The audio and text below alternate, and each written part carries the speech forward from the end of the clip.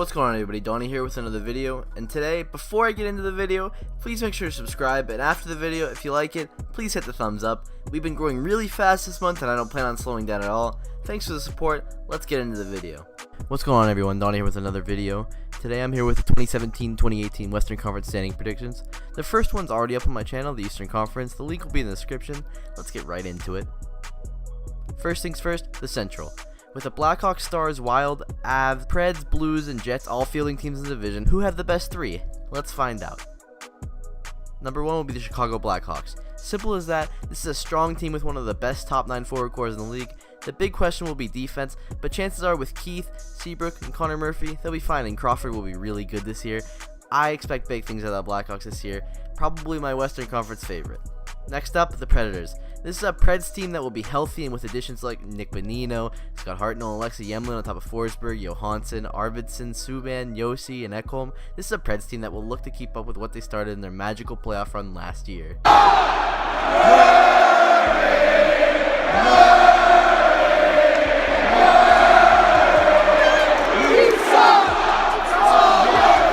Third in the Central will be the Dallas Stars. This is a big year for the Stars with a really talented forward core and a projected top line that could rival any other team in the league with Ben, Sagan, and Radulov.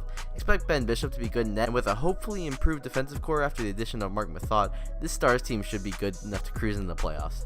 Next up, the Pacific. With the Kings, Ducks, Coyotes, Flames, Oilers, Sharks, Golden Knights, and Canucks in this division, there's not really anything that pops out once you get past 2 or 3 teams. First in the division is going to be the Edmonton Oilers. This is an Oilers team with a lot of talent, including the league's reigning points leader in Connor McDavid, along with guys like Draisaitl, Lucic, Nugent Hopkins, Clefbaum, Larson, and newly added Ryan Strome. Cam Talbot's going to have to play a lot of games without a good backup, but the Oilers should win the division pretty easily. Next up, we have the Flames. This Flames team is severely underrated and will likely shock some people after adding Jaromir Jagr to an already deep forward core.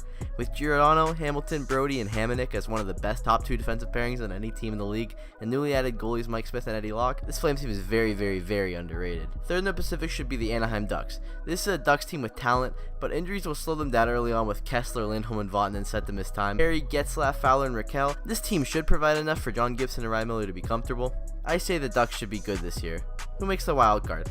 First things first, the Winnipeg Jets. Winnipeg's going to be scary soon. Maybe this is a season with Scheifele, Wheeler, Laine, Ehlers, Bufflin, Trouba, and newly added goaltender Steve Mason ready to turn some skeptics into believers. This should be a competitive Jets team. 19 long years they waited for this.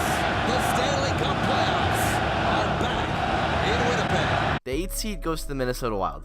Minnesota is going to regress after finding themselves in significant cap problems, putting more emphasis on veterans like Eric Stahl, Mikko Koivu, and Zach Parise to step up in front of Suter, Dumba, Spurgeon, and Brodin. Can Devan Dubnyk play as good as he was in previous years? I'm not sure, but we'll have to find out. This Wild team should make the playoffs. The 9th seed will be the San Jose Sharks. By no means are the Sharks finding the window shut, but with some less than elite depth and no significant new additions after losing Marleau, Jumbo Joe, Pavelski, Bodker, Couture, Burns, and Vlasic, we'll see a big talent drop off on their roster. It's just not very talented deep down, and you need guys to be able to score on your 4th line if you don't have the super talented players up front.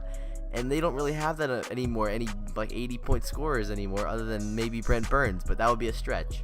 10th will be the St. Louis Blues. With the Blues adding Braden Shen, it'll be a good addition, but it won't be enough to keep up with better teams like Chicago and Nashville, likely making them miss the playoffs for just a point or 2. If Tarasenko is unreal and the ever-aging Blues depth can hold it down, this Blues team could very well compete for a playoff spot. 11th in the conference will be the Los Angeles Kings. Simply put, this Kings team just hasn't done enough to keep up, doing nothing but adding Mike Camilleri in the offseason. It's a very diverse team with a lot to prove, but as the aging talent moves out of its prime, there's not enough to convince me they're making a push. 12th will be the Arizona Coyotes. This would be a step forward for the Yotes, with their youth getting important playing time in the NHL, but they're probably a year or 2 away from being a serious playoff push team. With Domi, Stepan, Dvorak, Keller, Perlini, and Strome in front of Ekman Larson, Hjalmarsson, Demers, and Ronta in net, this Coyotes team shows a lot of potential, but I just don't think they're ready just yet. Third to last will be the Canucks. Sorry Canucks fans, another year of mediocrity ahead. The Sedin brothers will get the chance to play with Thomas Vanek or Louis Eriksson, but outside of Horvat and those guys and a few other lesser pieces and no legitimate starting goalie, this team will probably falter pretty easily. Second to last will be the Vegas Golden Knights. This is an intriguing team, with Shipachev likely going to lead them in scoring. The big question is if this team can hold on with the good teams in the league. Their defensive core should be alright with guys like Theodore, Schmidt, and Garrison manning the back, but with nothing special offensively, Marc-Andre Fleury is going to have to play out of his mind for the Knights to even think about being good.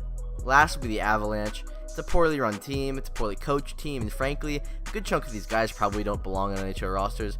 With Duchesne, Landeskog, Barrie, and McKinnon all rotting away, this Avs team could be worse than last year, and that's really saying something. Thanks everybody who watched the video. Please make sure to comment and tell me what you think about the divisions and what the conference is going to look like. Make sure to subscribe and share this video. This has been Donnie, and I will see you all later.